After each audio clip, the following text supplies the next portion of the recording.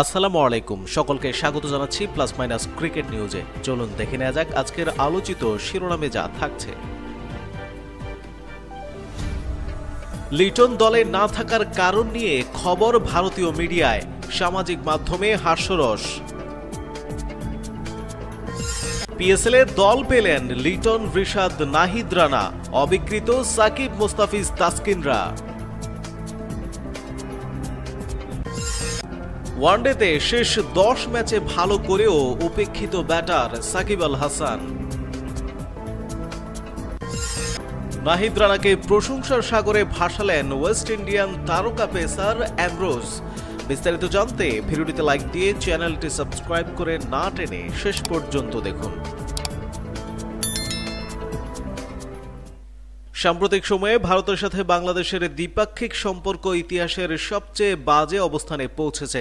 সরকারি বৈঠক থেকে সীমান্ত সব জায়গায় শীতল সম্পর্ক।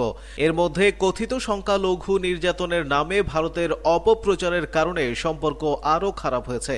সাম্প্রতিক সময়ে ভারতের মিডিয়া এবিপি আনন্দ বাংলাদেশকে নিয়ে বেশ কিছু ভিত্তিহীন তথ্য ছড়িয়েছে, জানিয়ে গণমাধ্যমটির প্রতি বাংলাদেশি পাঠকদের এক প্রকার নেতিবাচক ধারণা তৈরি হয়েছে। বাংলাদেশ নিয়ে তাদের কল্পকাহিনী ও মিথ্যা তথ্য বেশ হাসির খোরাকও জুগিয়েছে। এবার তেমনই মিথ্যা ও কল্পকাহিনী নির্ভর সংবাদ প্রকাশ করল এবিপি আনন্দ। বাংলাদেশের চ্যাম্পিয়ন্স ট্রফির দলে জায়গা হয়নি লিটন দাসের। জাতীয় দলের সাম্প্রতিক সময়গুলোতে তার একেবারেই বাজে সময় যাচ্ছে, ফলে অবধারিতভাবেই দলে জায়গা হারিয়েছেন এই ওপেনার। বিষয়টিতে সংখ্যালঘু ট্যাগ খোঁজার চেষ্টা করেছে ভারতের মিডিয়াটি প্রচার করছে হিন্দু হওয়ায় নাকি দলে জায়গা পায়নি লিটন দাস। এবিপি গতকাল রোববার সংখ্যালঘুদের উপর অত্যাচারে উত্তাল দেশ, চ্যাম্পিয়ন্স ট্রফির জন্য বাংলাদেশের দল থেকে বাদ লিটন শিরোনামের সংবাদ প্রকাশ করেছে। প্রতিবেদনে তারা বলে, 2023 সালের বিশ্বকাপের পর থেকে 13টি ইনিংসে একটি অর্ধশত রান হাঁকাতে পারেননি লিটন। শেষ 7 ইনিংসের মধ্যে 6 বার তো তিনি 2 অঙ্কের রান অবধি করতে পারেননি। তাই লিটনের বাদ হওয়া খুব একটা আশ্চর্যজনক নয় বলেও মনে করছেন অনেকে। তবে অনেকে আবার এর মধ্যে অন্য গন্ধ পাচ্ছেন। সাম্প্রতিক সময়ে ওপার বাংলায় সংখ্যালঘুদের উপর নির্যাতনের ছবি বারংবার ধরা পড়েছে। লিটন দাসের বাদ পড়ার পর অনেকে দুইটি বিষয়কে এক সূত্রে গেঁথে ফেলেছেন। গতকাল বিপিএলে নিজের ক্যারিয়ার সেরা ইনিংস খেলেছেন লিটন দাস, পাশাপাশি 20 ওভারে ক্রিকেটে নিজের প্রথম শতকের দেখাও পেয়েছেন এই ক্লাসিক্যাল ব্যাটার। এরপর পশ্চিমবঙ্গের মিডিয়ায় আরেকটি সংবাদ প্রকাশ করা হয়, হিন্দু বলেই চ্যাম্পিয়ন্স ট্রফির দল থেকে বাদ বাংলাদেশের ক্রিকেটার লিটন দাস যা বললেন। শিরোনামের এই প্রতিবেদনে লিটনের উদ্ধৃতিতে বলা হয়, লিটন জানিয়েছেন তাকে কেন বাদ দেওয়া হলো তা নিয়ে নির্বাচকেরা সরাসরি কিছু বলেননি। বলেছেন, একটা স্পষ্ট বার্তা দেওয়া হয়েছে, তবে সেটা নির্বাচকেরা দেননি, অন্যভাবে জেনেছি। আমি কেন বাদ পড়েছি সেটা সংবাদ মাধ্যমেই বেরিয়েছে। আমি কেন বাদ পড়েছি সেটা নিয়ে লেখালেখি হয়েছে। আমি পারফর্ম করতে পারিনি, সেটা সকলেই জানেন। এদিকে এবিপি আনন্দের এমন সংবাদ প্রচারের সমালোচনা করেছেন পাঠকরা। এমনকি সংবাদ মাধ্যমটিতে যুক্তদের নানা আক্রমণাত্মক ভাষায় তাদের ফেসবুক পেজ নিউজের নিচে কমেন্ট করেছেন। সংবাদটিতে ভিত্তিহীন উল্লেখ করে অসংখ্য ফেসবুক ব্যবহারকারী তাদের মন্তব্য জানিয়েছেন। প্রসেনজিৎ ব্যানার্জি তপু নামের এক ফেসবুক ব্যবহারকারী কমেন্টে করেছেন, পারফরমেন্সে বাদ পড়েছে লিটন, উল্টাপাল্টা লিখেন না, বিপিএলে ভালো করলে সুযোগ আছে। মোহাম্মদ জাহিদ হাসান লেখেন, ভারতের নিকৃষ্ট মিডিয়ার মধ্যে প্রথম হয়েছে এবিপি আনন্দ নিউজ। ভারত এবং বাংলাদেশের মধ্যে বিতর্ক সৃষ্টিকারী একটি মিডিয়া এটি। এর মাধ্যমে ক্ষতি কিন্তু বাংলাদেশের চেয়ে বেশি আপনাদের হচ্ছে, সুতরাং আর গুজব ছড়াবেন না।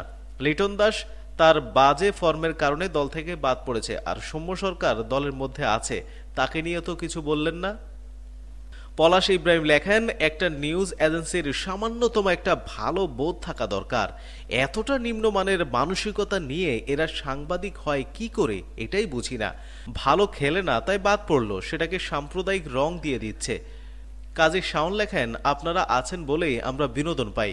গৌতম বিশ্বাস নামের ভারতীয় এক ফেসবুক ব্যবহারকারী কমেন্টে লেখেন, আজাইরা একটা নিউজ না জেনে বুঝেই আইপিএলে কেন নেননি তাকে, আর এক ম্যাচ খারাপ খেলাতেই বাদ দিয়েছিল কেন।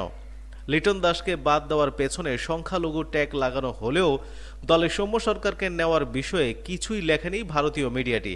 এটি নিয়েও নেটিজেনরা বেশ মজাই নিচ্ছে সামাজিক যোগাযোগ মাধ্যমে। অনেকেই মজা করে লিখেছেন, সৌম্য সরকার মুসলিম হয়েছে এটা জানলামই না, হিন্দু হওয়ায় লিটন বাদ পড়েছে, সৌম্য কি তাহলে মুসলিম হয়ে দলে জায়গা পেল? এই রসিকতাই করছেন অধিকাংশ কমেন্টকারী।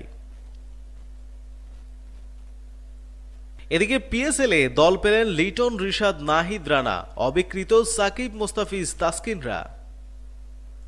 পাকিস্তান সুপার লিগ পিএসএলে দল পেলেন বাংলাদেশের পেস সেন্সেশন নাহিদ রানা। পেশোয়ার জালমির হয়ে খেলবেন এই তরুণ পেসার।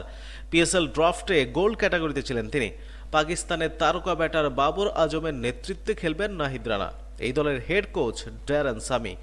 বাংলাদেশের চ্যাম্পিয়ন্স ট্রফি স্কোয়াডে জায়গা না পাওয়া লিটন দাসও পিএসএলে পেয়েছেন দল।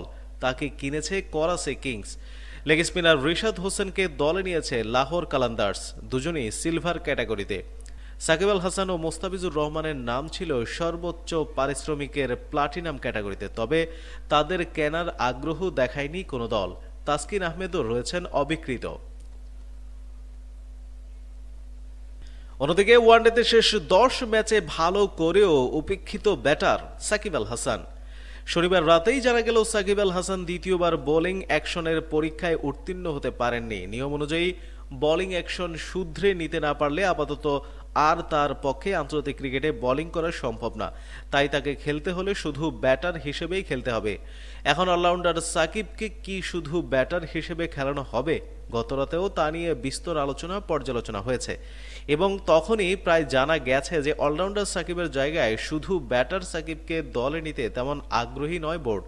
অনেক কথাবার্তার পর অবশেষে নির্বাচক ও টিম ম্যানেজমেন্ট ব্যাটার সাকিবকে দলে নেওয়া হয়নি।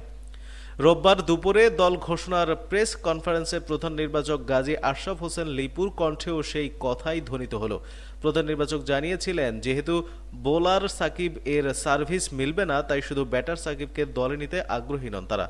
লিপুর ব্যাখ্যা, সাকিবের বোলিং অ্যাকশন নিয়ে যে সমস্যায় আছে সেটা থেকে উত্তরণের জন্য পরীক্ষা দিয়েছিল। ফলাফল নেগেটিভ হওয়ায় এখন শুধু ব্যাটার হিসেবে খেলতে পারবে। সিলেকশন প্রসেসে ওর অবস্থান ছিল ব্যাটার হিসেবে। এই দলে টিম কম্বিনেশন সাজাতে গিয়ে শুধু ব্যাটার হিসেবে 15 জনের দলে জায়গা দিতে পারেনি। ব্যাটার সাকিবকে দলে নেওয়া হয়নি সত্য, কিন্তু ওয়ানডেতে সাকিবের সর্বশেষ ফর্ম ও পরিসংখ্যান কি বিবেচনায় আনা হয়েছে? সাকিব যে ওয়ানডেতে সর্বশেষ 10 ম্যাচে 3টি 50, 53, 80 ও 82 এবং দুটিতে 40-এর ঘরে পা রেখেছে, তা কি মাথায় আনা হয়েছে? প্রধান নির্বাচকের ব্যাখ্যা শুনে কিন্তু তা মনে হলো না। আর তাই ব্যাটার সাকিব সম্পর্কে বলতে গিয়ে প্রধান নির্বাচকের মুখে এমন ব্যাখ্যা।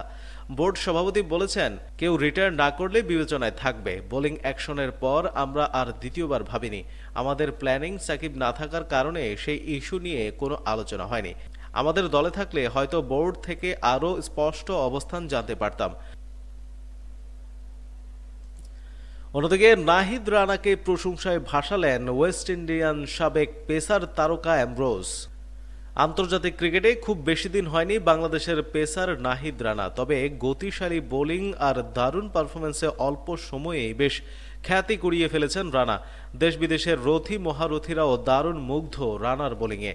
সর্বশেষ ওয়েস্ট ইন্ডিজ সিরিজে বাংলাদেশের জার্সিতে উজ্জ্বল ছিলেন নাহিদ রানা। বিশেষ করে জ্যামাইকা টেস্টে বল হাতে অসাধারণ নৈপুণ্য দেখিয়েছেন রানা। ম্যাচটাও শেষমেশ জিতেছিল বাংলাদেশ। ক্যারিবিয়ান কিংবদন্তিরাও দারুণ মুগ্ধ হয়েছেন রানার বোলিংয়ে। নাহিদ রানাকে নিয়ে সামাজিক যোগাযোগ মাধ্যমে বহুবার উচ্ছ্বাস প্রকাশ করেছেন ইয়ান বিশপ, স্যামুয়েল বদ্রিরা। এবার বাংলাদেশ প্রিমিয়ার লিগে ধারাভাষ্য দিতে এসে রানাকে নিয়ে মুগ্ধতার কথা জানিয়েছেন আরেক ক্যারিবিয়ান কিংবদন্তি কার্টলি অ্যামব্রোস।